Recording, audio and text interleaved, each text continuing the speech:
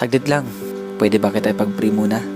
Panginoon, maraming salamat po sa mga oras na ito. Lord God, hindi po aksidente muli na siya po ay nandito, Panginoon. Bigla niya napanood ang video na to.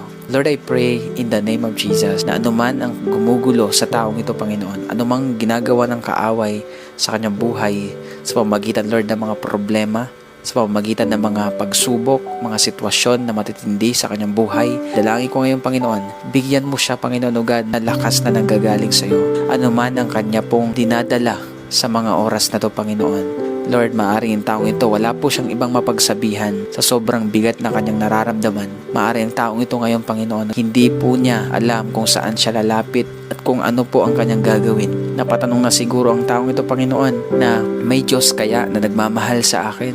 May Diyos kaya na nakakaalam ng sitwasyon ko? Pero Lord, hayaan niyo po, Panginoon, patunayan mo po sa taong ito na ikaw ay nariyan palagi. Anuman paggugulo ng kaaway sa kanya, in the name of Jesus, I rebuke it. Lord, I release peace. I release joy. I release strength. I release life. I release restoration in the mighty name of Jesus. Salamat po, Panginoon.